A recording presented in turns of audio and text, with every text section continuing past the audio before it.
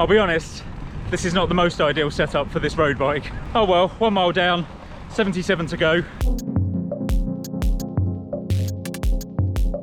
Good morning and welcome back to yet another ride, but this week I'm completely on my own because for the last week I've been in Norfolk on a family staycation, and as we were leaving I thought, well, it's only 78 miles from home, why not ride it?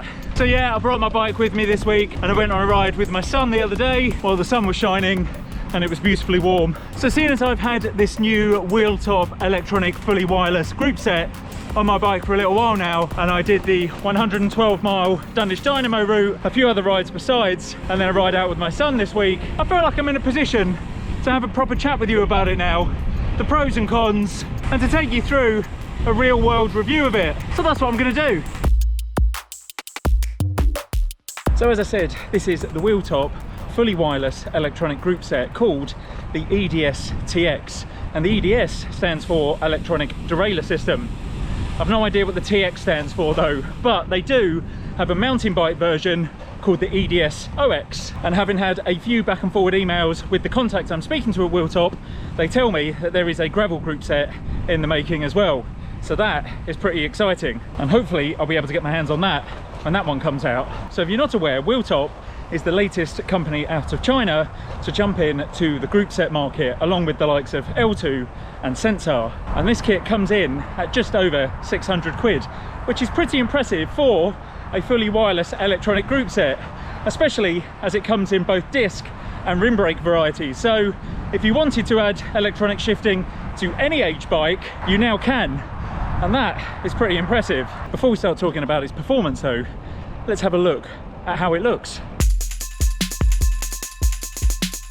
So the shift levers do have a nice feel to them, and in my hands at least, they feel perfectly sized. The hoods are a little bit larger than you'd imagine for a standard mechanical group set, but that's to be expected when you have the batteries for the wireless shifting in the top of them. And that's no different for the likes of Shimano Di2 or SRAM ETAP. The shift levers themselves are made of carbon fibre too, which is a nice touch and just shaves off a little bit of weight if you're into that sort of thing. Onto the buttons, and on the left side you only have one button because this group set is only set up for a maximum of a 2x at the front. So you use one button to move up to the big ring and the same button to move back down to the small ring. So it does away with a superfluous second button. On the right side, you do get two buttons for moving up and down the rear cassette, with a small raised button that moves you up the range and a larger paddle that moves you back down the range. That said, those buttons are fully customizable in the app. So if you want to change them around and make the larger button move you up the range and vice versa with the smaller button, then you can. The rubber for the hoods does feel pretty grippy, at least with gloves on. I'm not sure how they'll fare with no gloves and sweaty hands. That remains to be seen. And while we're talking about the rubber hoods, one other thing to note is they are painfully difficult to pull back to either attach the shifters to the handlebars or to get to the bleeding port.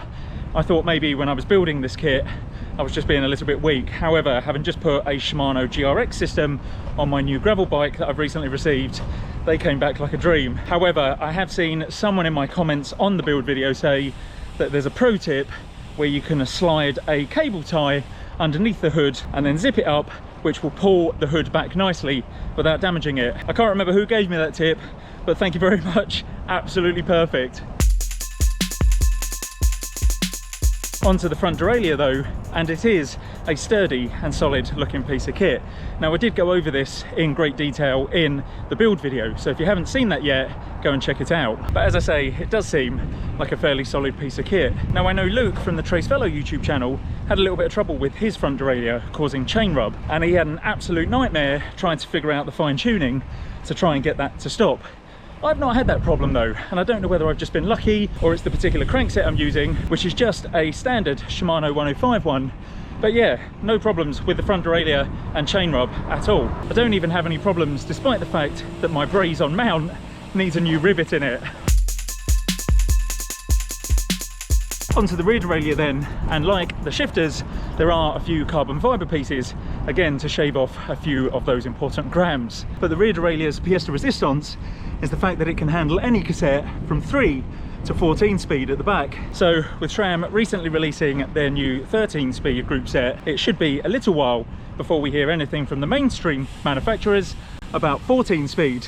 So it's nice to know that there is a little bit of future-proofing built into this rear derailleur. In terms of charging the front and rear derailleurs, they don't come with detachable batteries, but they do have batteries mounted directly on the units themselves. So unlike Shimano Di2, where you have to have a central battery with wires running to both the front and rear derailleur, at least with this system, it is completely wire-free. The kit does come with two 2-meter long charging cables, which use a magnetic connector, which can be a little bit fiddly, if I'm honest, and I have noticed a couple of times it has come loose while I thought it was charging. More annoying than that though is the weatherproof seals, like a little rubber door that goes over the connector, doesn't stay in place when you remove the magnetic connector. I've managed to get the front derailleur one to stay on properly, but the rear derailleur I just cannot get on for love nor money. Now that's not too much of a problem in the UK at the moment, as we are experiencing somewhat of a heat wave, so there's no real water around on the floor or in the sky. However, as it turns to autumn and winter, it might be a bit of an issue having those connector ports wide open to the elements. Also, when I asked Wheeltop what happens when the batteries get to the end of their life, how do we replace them, how do we buy new ones, they did say that you could contact either them directly or the supplier, depending on who you got the group set from, and they will replace them for free. So that's pretty cool.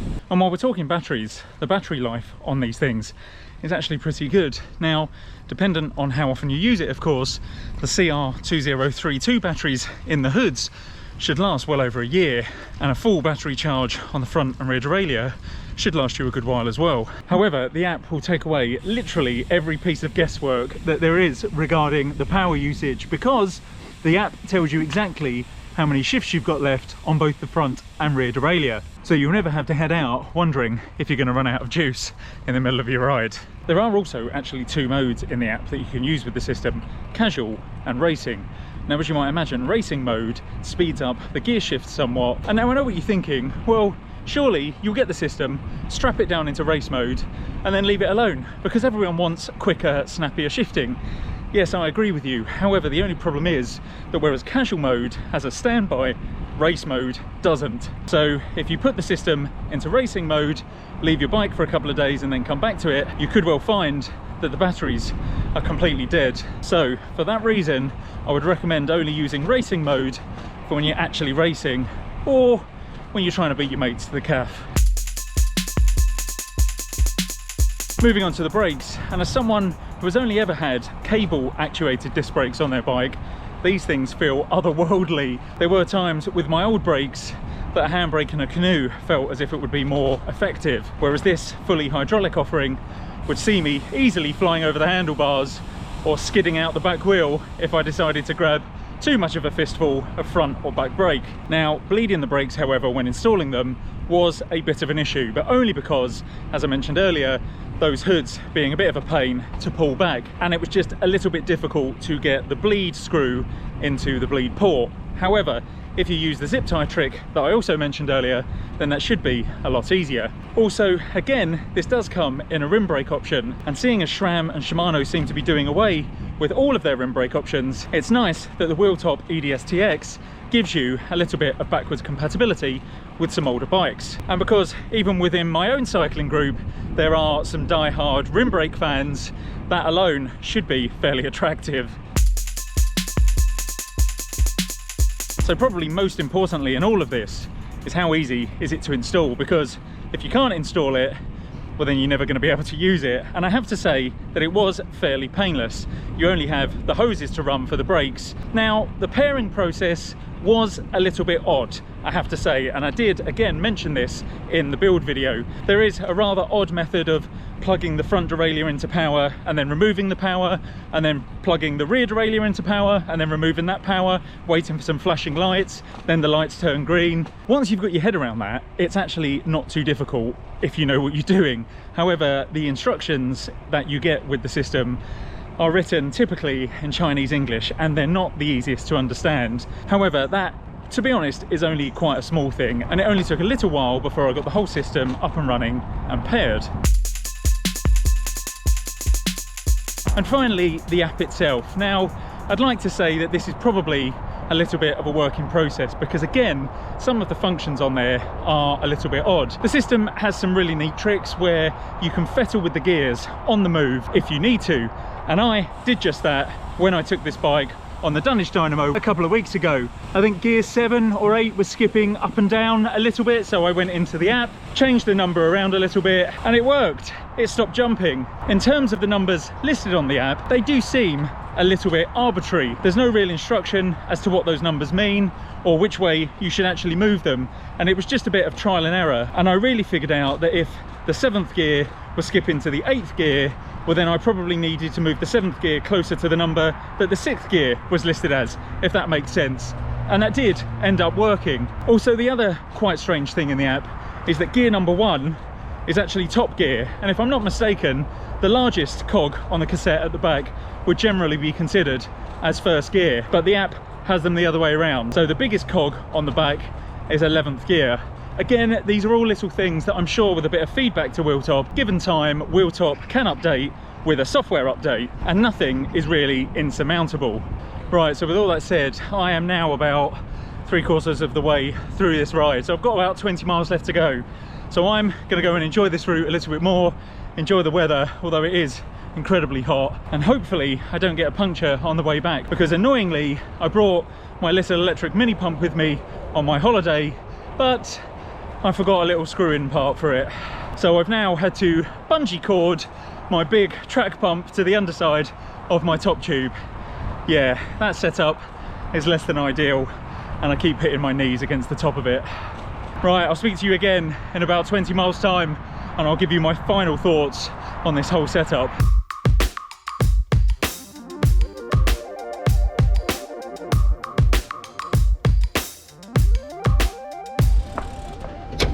So 83 miles done, and not a single fault from this system whatsoever. It has been an absolute beauty to ride. So what are the pros and cons of this thing then? Well, let me go and have a sit down and we'll have a chat about them. I have to say there was a mega headwind for the whole of that ride. And you know I hate a headwind, but that's not what this video is about. So let's crack on with the highs and lows of this group set. And I have to say that it's mainly all pros in my experience for the moment. The price point, the built-in batteries instead of running any wires from a central one, the brake efficiency especially, the ease of use and gear tuning on the go, which I really like, and the ease of installing the system, pairing issue aside, all make it a solid option for me. There are a couple of things that do let it down though, but none of them are insurmountable, or at least they haven't been in my experience yet. It would be nice to see a little bit more in terms of app functionality in future versions, including the ability to pair the components in the app, and also for those little rubber charge doors to be designed differently to make them a little bit easier to keep closed. Finally, it'd be nice to see those hoods made to be slightly more supple to make installing and bleeding them a lot easier. The other thing to consider with this is that it isn't a full group set, which I did mention in the full build video, so you don't get a crank, chain, cassette or bottom bracket. Now while that might seem like a bit of a negative, I think it fills an interesting gap in the market for people who want to upgrade their current bikes from mechanical to electronic and don't therefore need every bundled component that you have to buy with Shimano or SRAM setups. Why spend money on a new crank, etc., when you already have one? Now, I personally think that is a very clever move by Wheeltop, but what are your thoughts though? Would you consider buying this over one of the more established brands? And if you already have this group set, what do you think of it? As ever, I'd love to see what you guys think of these things, so leave a comment below, and if you still haven't already seen it, go and check out my build video of this kit, which I'll leave in the corner down here somewhere. Otherwise, I'm off for a nice cup of tea after that 83 miles. So as ever, thank you so much for watching. I hope you found this interesting, and I will see you in the next one. Take care.